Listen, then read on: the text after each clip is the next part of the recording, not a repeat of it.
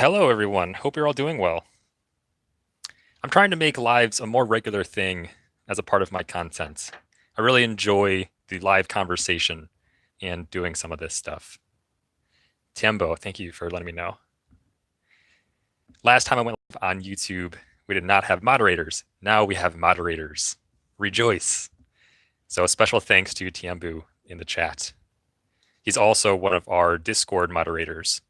And so if you guys want to check out the Discord where we chat about computer parts and tinkering and just kind of whatever else is top of mind, I believe there should be a link to that in the description.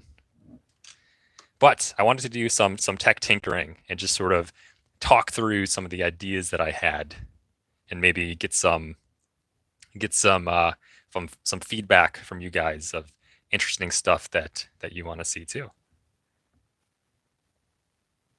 Hopefully the camera is showing up all right. I am on Wi-Fi, so apologies in advance for that. But all right, a few things that I wanted to chat about. One of the ideas that I have for some tech tinkering that I think will be really interesting. I have an assumption of how it will sort of play out, but so motherboards. You guys are familiar with motherboards. I'm assuming this is the most generic sized motherboard, full ATX, right? So it's probably the most common thing if you've built a computer. It's probably the most common one that you've bought. It has a bunch of these PCIe lanes. So if you want to have a graphics card, or if you want to have a video card, or sorry, a Wi-Fi card or something like that, or two graphic cards, if that's your thing, you can do that because there's all these extra slots.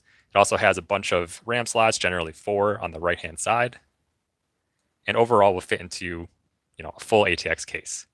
However, if you ever had a full-size motherboard and you ended up buying, say, like a mini ITX case by accident, which does happen, what you'll know is that see the dimension of this motherboard here. Just you can imagine a case that fits this motherboard that does not fit this motherboard because it's too tall. So one of the ideas I had was, what happens if you just cut a motherboard, a full ATX motherboard, to the size of a mini ITX motherboard? I think that'd be really interesting. My gut is that it would completely break, but it's one of those things that don't know till you try. All right, let me see if I can do anything to make the stream any less laggy. Hopefully it'll just kind of work itself out. But let me just try one thing real quick. How would you cut it though? That's a great question. And I have some ideas. And I also have what I'm going to call the guinea pig motherboard. Before I try this on one that is working, to see if cutting it does continue allowing it to work. Oh, Silence, thank you for the donation from New Zealand. Oh, I love New Zealand.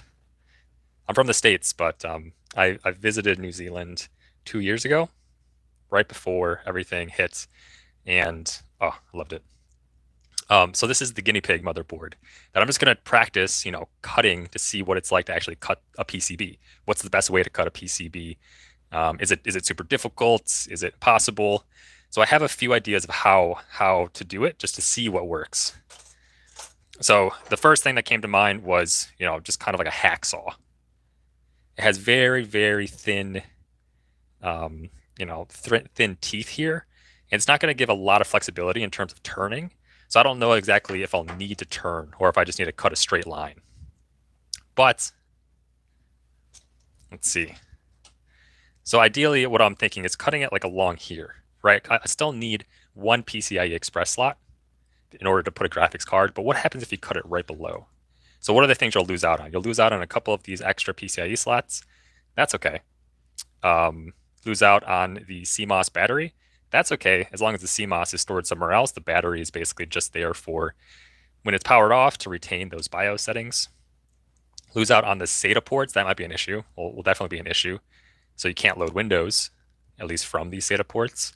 I suppose you could load it through a USB, but if we just want to get to BIOS, that's okay to lose those. The main things that I think will be an issue that we're losing is these front panel pins. Because without these guys, how do you actually turn on the computer? I'm not convinced you can. I'm not sure though. So that's why I think if we do cut it here, it won't actually work, but I'm super interested in finding out. Because you can see, this is a PCB. Motherboards are a PCB, which is a printed circuit board. And so there's a bunch of circuits that are just basically engraved into this board. See all these little lines? Those actually have very, very determined paths of how to send information, essentially. And so if you cut those off, will that prevent everything up top from working? Quite potentially. But the first step in that is really determining how you can cut something. Let me check chat for a second. Zoro said, I've been asking for thermal paste cookies for 36 days. I have cooked, have I cooked cookies? I have cooked a few things on the CPUs themselves. If you leave a CPU exposed, turn the computer on, eventually it will shut itself down. If it gets too hot, the motherboard will recognize that. But if you time things right, you can cook some stuff on a CPU. I've cooked eggs. I've cooked pancakes. I have not cooked cookies. That does sound fun, though. Okay. Yeah, 300K. Thanks, guys. Yeah, thank you, everyone who subscribed. I'm actually so bewildered by the growth on YouTube. But I love it. And I have a lot of plans to create some more specifically unique stuff for YouTube. And let's see. Not Slammo. Hello, not Slammo. Okay, so the one idea I had was just using something like this, using a hacksaw. So we can see if that works. The other idea I had was to use a different type of blade, essentially. So this one isn't, here, I can see if you can zoom in here. But you can see on the hacksaw, there's a bunch of basically tiny little teeth. And what I'm worried about is that this is going to be too fragile, actually, and it's not going to give enough flexibility to go through the PCB. So I also have this saw. I don't know the proper term for this. But you can see that instead of it being teeth, here it's basically just like a thick wire that has a bunch of almost like sandpaper-like texture to it. And so my gut is that, using that, it's a little rougher, but might allow for some better cutting. We shall see. Yeah, hello, Slime. I don't actually. I used to stream more often. I used to stream like every Wednesday, and I lost. I got out of that habit, so I'm trying to get back into it, just because it's really fun to interact with you guys and to do some of this stuff live and just to chat about all this random stuff. Hey everyone who's just coming in now. Why is the socket angled so weird? Yeah, so actually I don't know. So essentially, like one of the ways that I've gotten a bunch of my computer parts is I just basically buy old stuff from other people locally. And so I'll give you guys a little tour of my studio, my workshop. You guys can see the behind the scenes. But essentially, this is a super old motherboard, and that's why it has this angled socket inside of here. I'm not sure if this was for a server or what exactly, but essentially, I have a whole bunch of, and pardon the mess, but I have a whole bunch of old motherboards. These are the guinea pig boards. All of these guys that I've tested all of them. And at this point, I know that only like 2 of them actually work.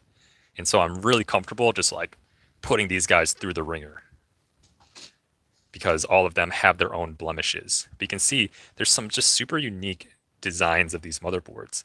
Like, look at how tall this one is. This one's really tall and skinny. Has a really big socket. This one has a bunch of PCIe slots, larger than it seems like it should.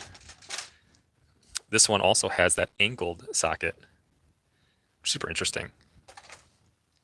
And then, yeah, so I have a bunch of those, picked them up from just someone locally, and now just have a whole bunch of stuff to test, essentially. So coming back to this guy, so these are the first 2 methods that I want to try first. See if we can cut through a motherboard with the hacksaw, and if that doesn't work, we can try this different type of blade. If neither of those work, I have what's called a Dremel, and it's somewhere. Essentially, what a Dremel is you can think of it like a drill, but instead of it drilling down, it just spins something sideways so it can slice. This one is loud though, so I'm not sure exactly how that's going to work with the stream and not destroying everyone's eardrums. I haven't used Dremel too much, but I have high hopes for this. I'm going to try this one last, but I have high hopes that it'll work. All right. I'm very messy right now. I have not been cleaning up after my experiments regularly, which I need to do. All right. What's the GPU on top of the white bin? Oh, the white bin? You mean the tub of thermal paste? I'll show this one first, and then we'll talk about the graphics card. This is the tub of thermal paste, which I'm obsessed with. Look at all this thermal paste. Oh, I still need ideas of what to do with all of this. I have some, but if you guys have any suggestions of how to get rid of 1,000 grams of thermal paste, you let me know. I'm open to ideas. Anyway, so you asked about this graphics card. This is an NVIDIA Quadro. So probably one of the worst graphics cards that I've ever owned. As you can see, it's not bulky by any means. I think it was like way overpriced when it was even released. I think integrated graphics are better than this. But I keep it around because first of all, it's small, so I can test stuff really easily without getting too bulky in the way. But then also, prior to this, I wrapped this cooler in vinyl, which is super interesting. I want to do more of, and actually I don't know where my vinyl went. But if you ever want to like customize PC parts, or say you want to have a whole entire build where you want everything to be the same color, so like you want an entire white PC build, you could either buy all white parts, you could, which might be expensive or much harder to come by because manufacturers don't produce all of those that much. Another thing you could do is you can paint the parts, right? You could spray paint this white if you wanted, the cooler itself to be white. Another thing you could do is apply vinyl, and vinyl is essentially just a sticker, which is super cool. And I like vinyl over painting because if you ever want to change it or if you ever want to remove, that color, you can just remove it like a sticker. And so the way that vinyl works is you kind of set it on the object itself, and then you take something like a heat gun to activate the stickiness and make it so you can mold it. And then you can push it around the corners, and then once it does that, it'll stay, which is really cool. And actually, I have an example of one somewhere. Oh yeah, this right here. This is a hard drive that I've vinyl wrapped. And so you can see you can kind of add some cool texture or some cool colors to whatever component you have. Makes it nice and unique. So now this general hard drive is fancy. So I want to do more of that. It's kind of difficult, but all right, I'm missing a lot of questions, so I apologize. Use paint instead of thermal paste. That's actually not something I've done before, so I'm down to try that at some point. What are the components of the PC that you use regularly? Good question. So if we go back over here, I built a PC in 2020, at the very beginning of 2020. Here's my little shopping corner of sorts. And inside of my main computer that I built in 2020, which I'm still using regularly, I have a 5700 XT, this Red Devil, which I really love. And then I don't think I have a box for the processor, but I have a Ryzen 5 3600 as well. So 5700 XT, Ryzen 5 3600, 16 gigs of RAM, clocked at 3600, and then just kind of a basic SATA SSD and a basic hard drive. B450 Tomahawk Max for the motherboard. Kind of basic stuff, but I love it. So it does the job. All right, let's get into some of this testing. I just want to see what it's like to cut a motherboard. And then if this goes successfully, I want to see what it's like to do it to a live one. Get an M.2? Yeah. I have lots of M.2s. I just haven't ever installed one. It's so funny. So I basically like the way I get all these parts is for a while, maybe a year and a half ago, I was just kind of obsessed with buying and selling computer parts, building computers, and so I would regularly go through all of these new parts. I would just purchase someone's existing computer, take it apart, build it into a new one, buy a random GPU from someone, buy a bulk lot of CPUs. I bought this guy's entire garage full of old PCs, and so I just was obsessed with building and building, and then selling them. And then once all this content stuff started happening, I just stopped selling, but I didn't really stop buying, and so I just kind of have all of this junk now. But because of that, we can test out some of this stuff. So I'm just going to do some pretty basic tests in terms of how easy it is to cut through a motherboard. So first test, we're going to start with just this hacksaw. So what's the best way to do this? I should probably get some leverage, huh? All right, I'm just going to angle this down. Just going to set it down. There's probably a safer way to do this and a better way to do this. So that's why, if you're watching this, please don't try this on your own parts. I'm doing this on this motherboard itself is dead. So we're just learning here. We're just having some fun. All right, the issue that I think is going to happen here is that it's going to be tough to get this started. And if the sound becomes like unbearable, someone let me know. The sacrifice has begun.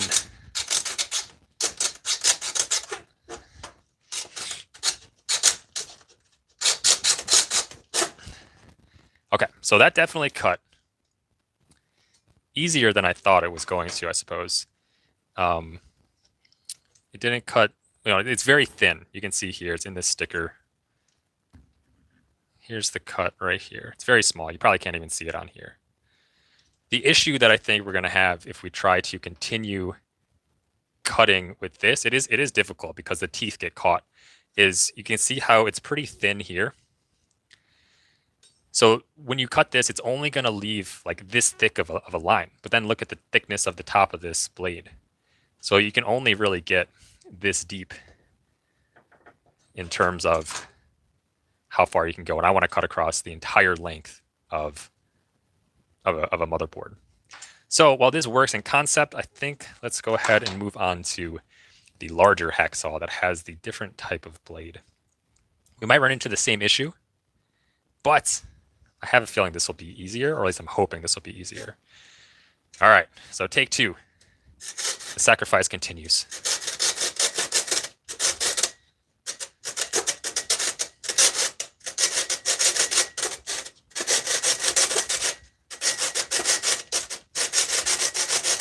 Okay, this one's definitely cutting a lot easier. And it's much thicker of a cut. So W over the hacksaw, you can see this very clear cut. Actually looks kind of clean. Poor motherboard. You're right. Oh yeah, Stiff is the other moderator here. So everyone welcome Stiff and Tiembo. Thank you guys for being willing to moderate. Since the last time, there was a lot of spam. All right, so that one definitely worked better. I still think we're going to run into the same issue, though, where we can only go this far down before the top part of our saw sort of hits the end of the motherboard, which is where I think the Dremel is going to have to come into play. Because with the Dremel, you can kind of attack it from the top, and then you don't really have to worry about anything blocking you from the other sides. All right, so here's what we're going to do. I'm going to cut a smaller hole here. Try to get this started. See if we can cut off just a little piece of this motherboard. As a proof of concept, as they say. It's always good to prototype your ideas before you commit fully. Okay, I just want to get something started for the Dremel. Are you waging war on motherboards? So I'll just recap again what I'm doing for anyone who's just joined. I'm just kind of tinkering right now, and this is one thing that I've been wanting to try been meaning to try for a while, is if you can take a full ATX motherboard And if you cut it right below, say like the last or the topmost PCIe slot, if you can then fit this motherboard inside of a mini ITX case and for it to still function. Now that stipulation I think is very important because I'm not fully convinced that it will still work when you cut it here, because mainly you lose out on the pins that allow you to turn on the motherboard, turn on the computer essentially. But that being said, I still want to try it because trying stuff is fun and you never know. So we're going to try the Dremel now. And so to preface all that, right now I'm just testing to see what's the easiest way to cut a motherboard. Bend it in half. Yeah, I mean, my gut is that like if you try to bend it, it'll just kind of shatter. But maybe you can like, I don't know, help edge the cut along so that if you snap it, it snaps on the edge. But we're going to find out. Because imagine a world where you could turn a full ATX motherboard into a mini ITX motherboard. Wow. Sounds cool on paper. Doesn't sound realistic. But hey. All right, guys. I have no idea how this is going to go in terms of using this actual power tool on this poor motherboard. It might be very loud. Might be very loud. I'm just going to preface that. It's probably going to be very loud. I'll just try it for a second. If you guys are sensitive to loud noises, I might ask you to mute. And then what I'm going to do is I'm going to hold this over the edge so I can just kind of Dremel straight down. Oh, I just saw a comment. Do you have any stories of messing up your PC builds? Yes, I do. I'll tell a story right after I try this Dremel. All right, guys. The motherboard guinea pig. Sorry, guy, but we need to find out. All right, so this is the Dremel spinning at low. I guess that's not super loud, but as soon as it hits in contact with the actual PCB, it's probably going to get pretty loud. So apologies in advance, but here we go. Dremel test in 3, 2, 1.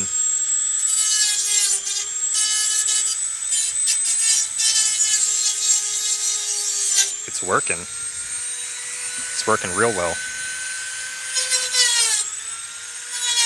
Don't try this at home, guys.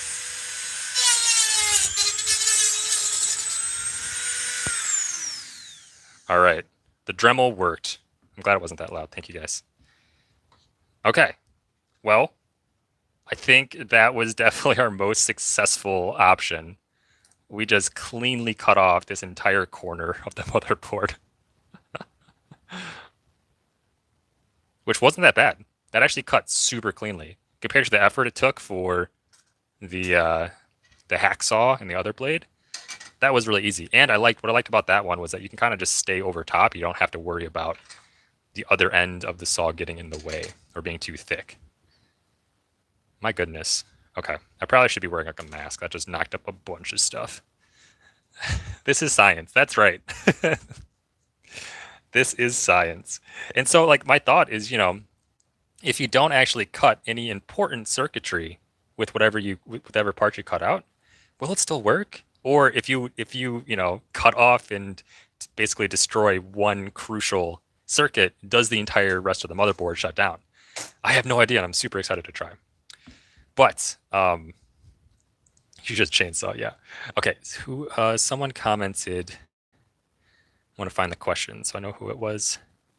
Oh, Shadowmaker, thank you for the donation. That's super kind of you. There was a question around if I've ever messed up a PC build, and I want to chat about that. Gravity Tech. Okay, Gravity Tech asked, have I ever messed up something with my PC build? And so I'll chat about the most expensive mistake that I've made when building PCs or refurbishing PCs. Ended up being probably around a $1,000 mistake at this point. And the number only goes up because essentially I fried a GPU. So what happened was, I wonder if I might have the parts still actually. Let's go find out. All right, so yes. Okay, so when I was in my heyday of buying and selling computers, I bought a partially built computer. It was inside of this case right here. And what it came with a power supply. It was like in a Corsair RM 850 or something like that. So a really nice power supply. And it also came with a motherboard and an AIO and a graphics card. That's not true. It didn't come with the motherboard, but it came with the graphics card. And so the power supply was already installed inside of this case. And with that, it already had the cables it was like those custom cables that look really nice. I was like, oh, that's wonderful. And so what happened was, here, I'll take this over to the other side just to demonstrate. Essentially, what happened was those cables were already installed. And I actually realize I'm telling the story a little bit wrong. It didn't have a power supply, but it had the cables that were plugged into the motherboard. And so modular power supplies, like this one here, that has all of these different, cables that you can unplug, just like that. What the seller had done was they kept their own power supply, but they left all of their custom cables. Salim, thanks for joining. Talk to you later. But they kept all of their custom cables in the computer that they sold me. And so what I did naively, and this is where you guys can learn from this, was what I did was because those cables were already plugged into the motherboard, I was just like, you know what, I'm just going to leave them. But what I'll do is I'll take a power supply and plug those existing cables into that existing my new power supply. So essentially, I introduced a new power supply into an existing cabled computer. And there's an issue there because even with an existing brand between, like say you have two Corsair power supplies, right? You have an RM 75 or 750X, and you have one like say like a 650. If you take all these cables and plug them in exactly like they are here, but in the other power supply, that's like a different version. Even if they fit perfectly, there's no guarantee that it will actually work. And it actually might be very dangerous and damage your computer parts, which is what happened to me. I plugged in the power supply with those existing cables, switched it on, immediately fried basically everything. Because essentially, each of these little pins in the power supply are, assigned to put out a different voltage, to read different, to read different voltages, to understand what's like the actual power transfer from this to those specific parts. And so if the cables themselves are not equipped to do that, even if it can physically fit in that slot, that's where there's some potential damage, which is what happened to me. So I ended up frying a 5700 XT. It was an MSI variant, which again, now is very expensive, as well as I fried an AIO. Actually, it might be one of these AIOs. I think it was this one right here, actually. This one was completely fried as well, so now I have this to test with. But yeah, that was probably the biggest mistake that I've made in terms of building a PC, which was not using the cables that came with my power supply and not doing research ahead of time to understand that with modular power supplies, even if you have the same brand and you try to swap out cables, you have to be very, very cautious and very certain that those cables will work with that brand, with that other model. Because if not, it could fry your computers. But good question. All right. Thermal paste cookies. Sounds tasty. Oh, I'm so content that this cut the motherboard so easily. Yeah, anytime, Gravity Tech. Thanks for asking. That was a good question. All right. Hashtag hot glue thermal paste. That's actually super interesting. I wanted the next, well, if you guys have any comments about what we should try for our next thermal paste alternative, we just got done using Nutella and cleaning that up, which was a giant mess. But this guy is still kicking. This motherboard, this CPU, you can see it's nice and clean. And this stuff still works. So what should the next thing we do for, that thermal paste alternative be? I have tried way too much thermal paste. I've tried, let me get my list. We can go through it together. Here are some of the things that I've tried. I'm just taking some random notes on it. So I've tried toothpaste. Toothpaste actually works super well. I'm pretty content with toothpaste. If you guys are ever in like a pickle and for some reason need to cool your CPU but don't have thermal paste, but you have toothpaste, use toothpaste. It's probably the easiest thing to come around, like to have in your house that you can just grab and use. Because like I said here, under load, it was only around 10 degrees hotter than if you just use thermal paste, which honestly isn't that bad. I did use peanut butter. Peanut butter was not good as a thermal paste alternative. That hit some very high triple digits in degrees Celsius. I think I missed a donation. Let me see if I can find that real quick. Cody Does Tech, thank you so much. You guys are just way too nice. I really appreciate it. So I also tried hair gel. Hair gel performed okay. 30 degrees hotter than in thermal paste, so not awesome, but better than peanut butter. Honey performed so well as thermal paste. Only like a 2 degrees hotter than if you just use thermal paste. That's so impressive. The issue with honey though was that it's I don't think it has the longevity that like toothpaste does. I think it would dissolve or dissolve out faster. Lotion performed super well unexpectedly. Vapor rub performed okay. Gum, so I just kind of chewed gum and then spit it on the CPU. And that did not perform well, as you might be able to think. Use steak, yeah. I haven't cooked a meat on a CPU, but that's something I should try. I'll write that down. Aloe vera, that stuff that you put on sunburns, that performed pretty well. Glue, surprisingly. So I have used Elmer's glue, just like kind of like your normal craft glue, like that you would use in school. So I've used this, and surprisingly, it worked like just all right. But I have like super glue somewhere that I think would be really interesting. But at the same time, I think it would just kind of it would make for like one of the more difficult cleanups because that stuff will really get it stuck on. With hot glue, I think hot glue in particular would be interesting because I actually don't know the temperature that hot glue melts at. I don't know if you guys do, but like those hot glue guns, how hot does that actually get? And is that less or more hot than a CPU would get? Because if you put hot glue down and it hardens, but then you flip on the computer, put it through some load testing, and then it heats up to the point where the liquid liquefies again. Yeah, I don't know. That'd be kind of interesting. But I don't know if I have a hot glue gun, which is the issue. But I could get one. Aluminum foil. That one's interesting. So I think this was the first like solid thing that I've tried. So the concept of like aluminum foil, it's like a metal, should be pretty good at transferring heat. The issue with aluminum foil and any type of solids in general is that the reason thermal paste works so well is really because, first of all, it's just great at transferring heat, but also it's really good at filling all of the tiny little gaps that are on the surface of like a heat spreader and the bottom of a CPU cooler.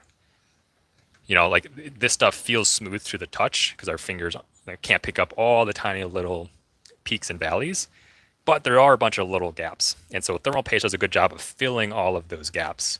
So that's why if you use something like aluminum foil, even if you try to keep it as flat as possible, it's not as great as a liquid because it can't physically fill all of those tiny gaps. So when I used aluminum foil, it basically was just the same as using nothing at all. So the more you know. A gummy bear, that one was super messy and fun to clean up. Didn't do that well in terms of heating. I think it maxed out at 100 degrees Celsius. So Jello does sound fun. That one I really like doing food, particularly because it's so fun to clean up. Because most like all food dissolves in like water, so you can basically just hose down these parts, which it's so much fun, guys. Like honestly, if you do have like a spare computer, or if you have one that you don't mind if it does break, I think it's so much fun to just like tinker with this stuff As soon as you're content with it, like maybe not working, you can just kind of go all out. And like these computer parts are so resilient.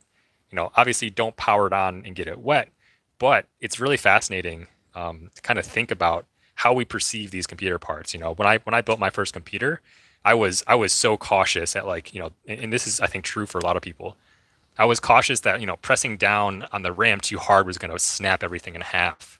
I was concerned plugging in, a graphics card that if I didn't, if I pressed too hard, something was going to break. Like these pins here were going to snap off.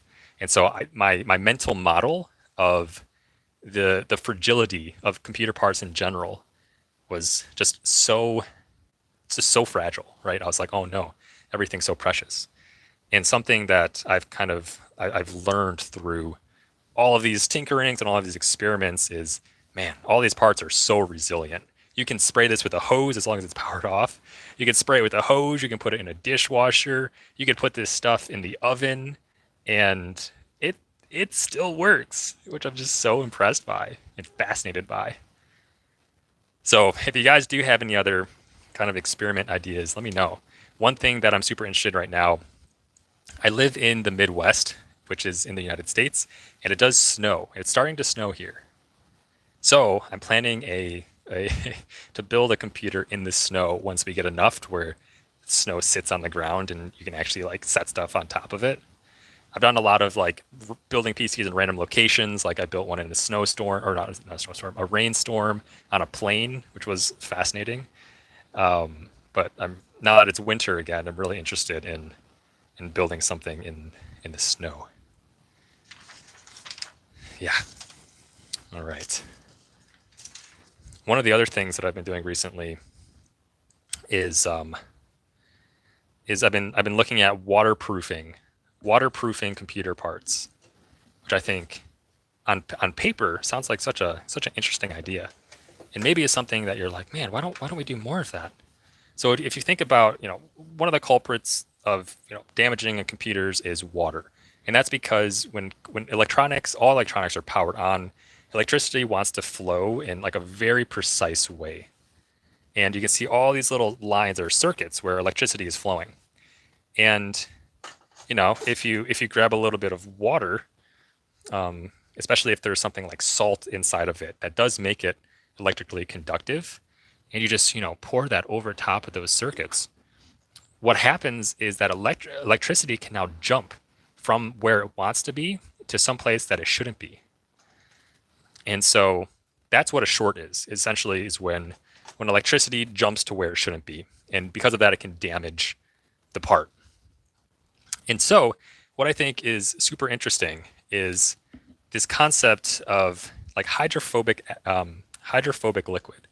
So, this is kind of like your household. Like if you ever don't want water to stick to something, like you might spray like your windshield with something like this, or your boots, your outdoor boots, so that water kind of beads off of it. They make this kind of household spray.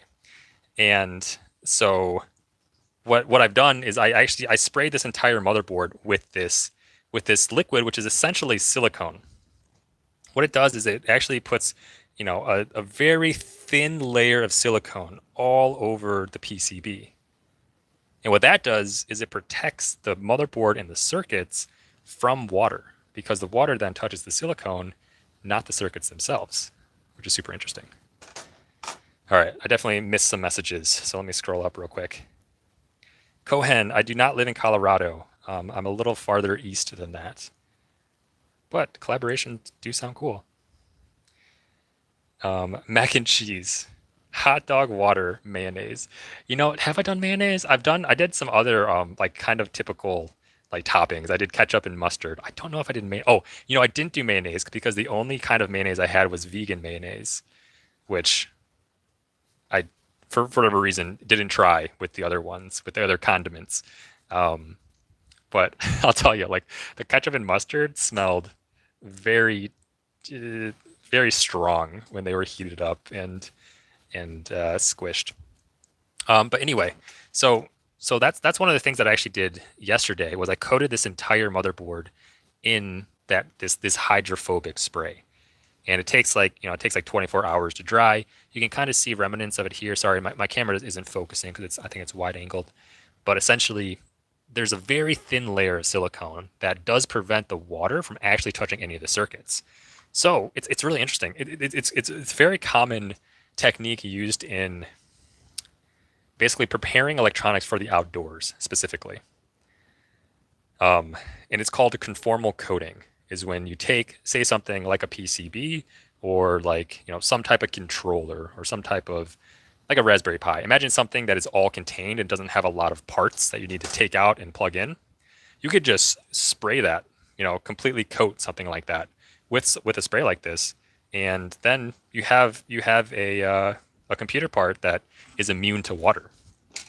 And so what I found is when I did that with this computer part, with this motherboard, and I sprayed all of that, what I found was that, it does work where water will bead right off of it.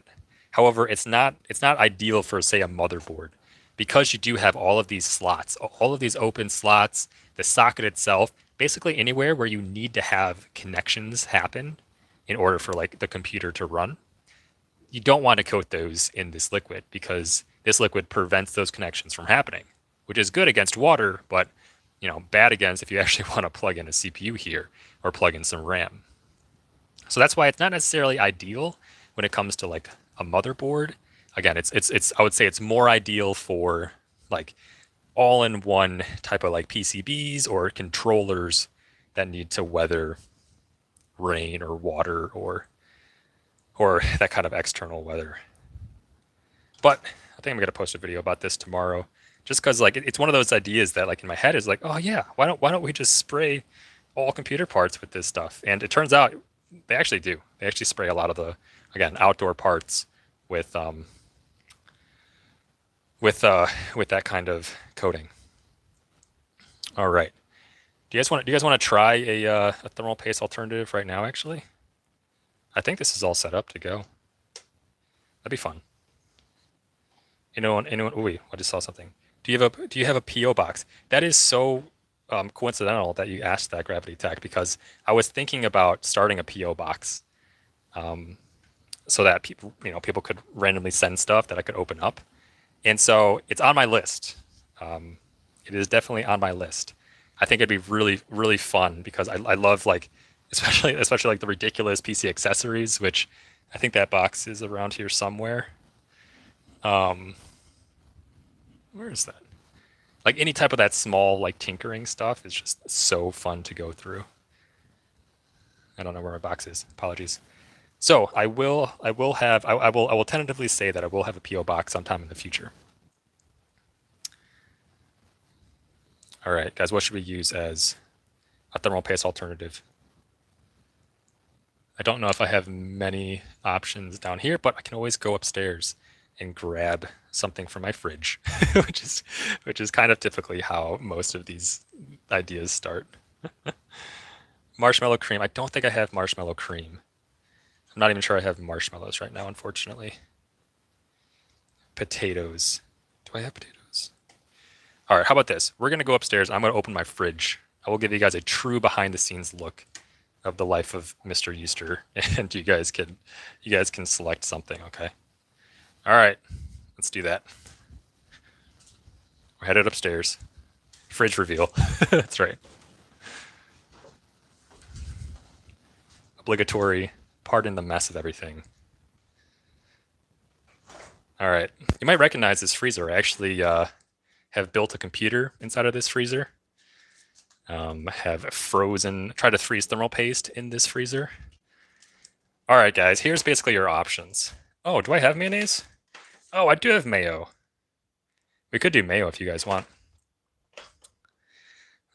All right, I'll leave mayo here. I don't have ice cream. Oh, wait, do I have ice cream? I don't think I have ice cream. Butter? Oh, that'd be interesting too. Oh, butter would be so messy. All right, mayo looks like there's a, there's a lot of options, or there's a lot of support for mayo. So let's do some mayonnaise. All right, guys. We're doing it live. This is gonna smell so bad. Because mayonnaise is what? Eggs? Is that gonna curdle? All right, let's get the proper setup. Make an omelet on the CPU. Yeah. All right, guys. Apologies if the frames are low. All right. You guys ready? You guys ready for some thermal paste alternatives? Live and and ready to go. All right. We're gonna try mayonnaise. It's light mayonnaise, so don't know how that'll affect it. I also don't even know when the last time I used this was. All right, let me see if I can get an up close angle. You guys deserve a money shot. All right, here we go. 3, 2, 1. Maybe I should have shook it more. All right. The mayonnaise. The mayonnaise is applied. Oh my goodness. All right. You guys can place some bets. How hot do you think this CPU is going to get with mayonnaise instead of thermal paste? I don't know actually. I'm going to say it's going to peak at 65 degrees Celsius. We'll see. I'm seeing a lot of hundreds. That's probably the correct answer. Anytime something is, bad, is bad at conducting heat, which lots of foods are not great at conducting heat, it'll spike at 100 and basically stay there. All right, this is what you guys wanted, mayonnaise. All right, so now we got to squish it down. In order to have proper heat dissipation, we do need to actually use a fan. So say goodbye. Ugh. Whenever I do this, I always like to see if it actually squirts out. Doesn't look too bad. But as soon as things get hot, they get runny as well. All right. So that guy's applied. Everyone ready? This will go through a few cycles of powering on, and then we can turn on the computer. Get my keyboard ready to go through. I need my mouse as well. Let's see. Yes, this is an exclusive, a YouTube Lives exclusive. Got my mouse. Never actually turned it off. Whoops. Plug that in.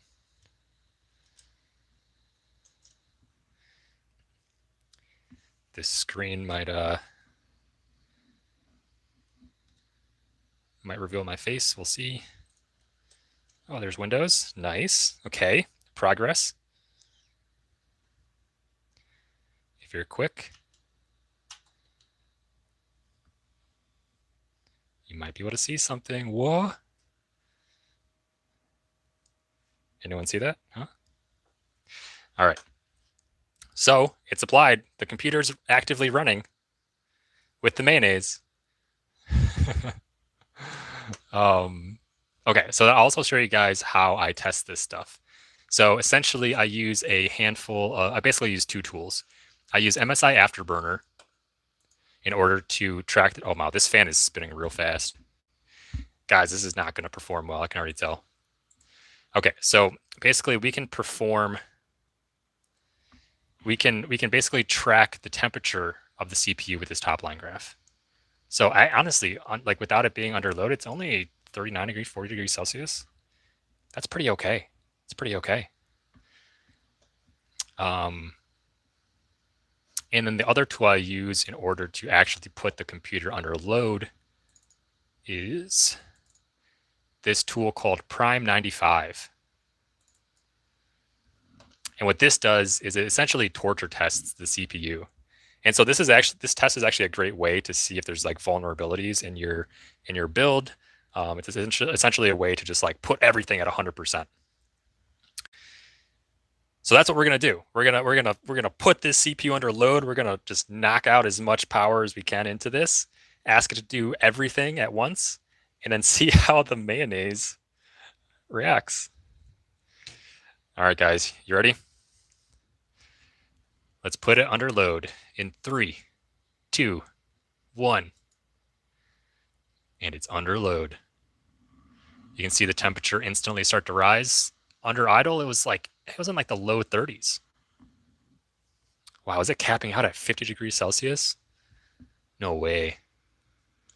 51 degrees Celsius, 53 degrees Celsius. Mayonnaise. All right, all you guys that had guessed it was going to cap out at 100 degrees Celsius, it was half of that.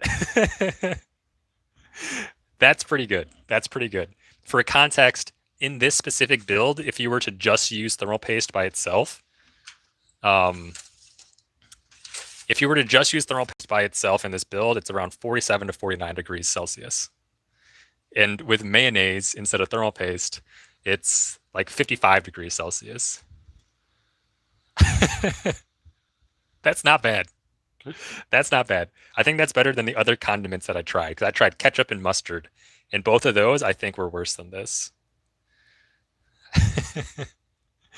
That's crazy. And yeah, it's stabilized. I mean, it is increasing a little bit.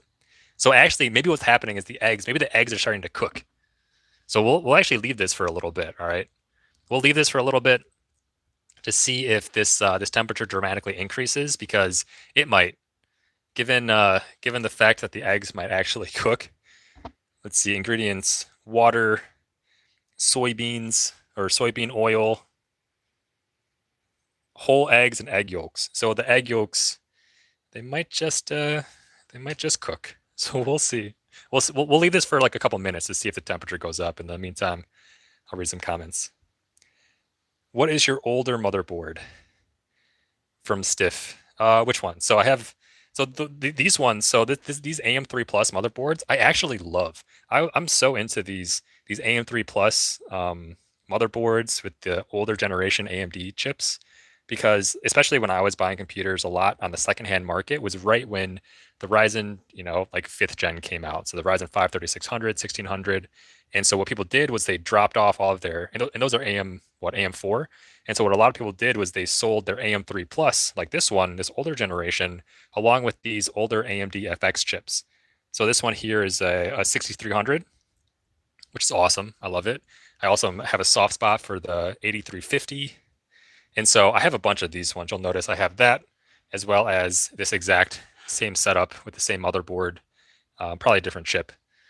But big fan of like the older AM3 Plus motherboards. And I mean, this is stabilized. I mean, it has gone up like 2 degrees Celsius. Now it's at just under 60 degrees Celsius, this mayonnaise. But like at this point, I would be convinced that in the short term, mayonnaise is performing just fine as thermal paste, which is kind of fascinating. It does not have a graphics card because this Intel chip inside of here does have integrated graphics. And so basically when we're stress testing it, the video and the CPU is basically all coming out of the same chip. So that's why it's so great to pressure test, because it can get really hot. How does it smell? Honestly, the thing that I smell more is this motherboard that we cut. I think this must have knocked up like a bunch of, probably stuff that's not good for me when we cut it, like all this dust. And so I'm smelling that a lot more than all this other stuff. What CPU is being stressed? That's a good question. Some Intel chip. Let's go ahead and take a look at the task manager. It's an Intel i5 3470. So this is the bad boy that's been surviving all of these tests, which is, seemingly wonderful. All right, this temperature hasn't moved since the last time I looked at it. So we're gonna stop the tests. We're gonna shut down this computer, and then we get to look at what the mayonnaise has turned into. The Redstone guy, thank you so much for that. Congratulations. And yeah, thank everyone for all the support. 3,000, 300,000 feels ridiculous to me. All right, guys, you ready to see what heat's done to this mayonnaise? Let's give it a shot. Ooh. You know, it isn't. It isn't cooked. Okay, now I'm smelling it. Yeah, it's kind of rank. uh, don't get any ideas. I'm trying to see if it's okay. It's not solid, so it didn't actually cook. The eggs themselves did not turn into an omelet. It's still just liquid mayonnaise. So there you go, guys. That's a YouTube Live exclusive. Got to see mayonnaise instead of thermal paste, which honestly, that was not bad. That was not bad at all. I wouldn't say it's the best. Honey and lotion are still up there as like top performers. But I mean, what? It was like what, 58 degrees Celsius? So 58 degrees Celsius is basically the same as using toothpaste, which I just said was like one of the better alternatives.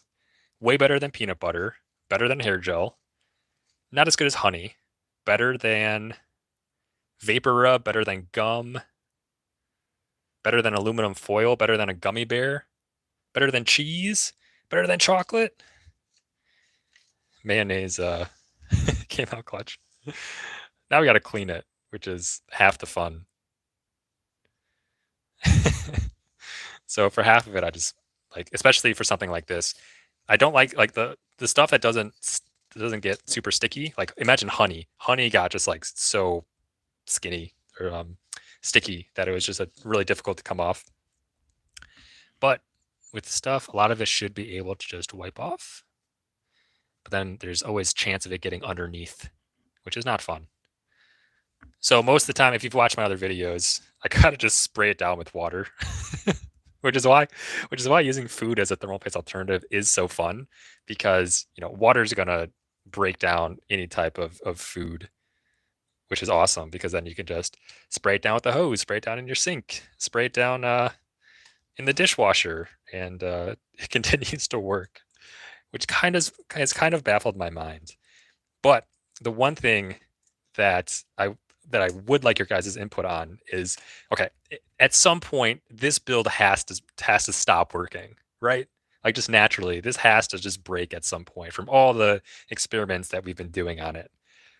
So when we do that, when that happens, when this finally croaks, how can we enshrine the CPU, the motherboard, all the parts that are involved in order to, you know, give it the retirement it deserves?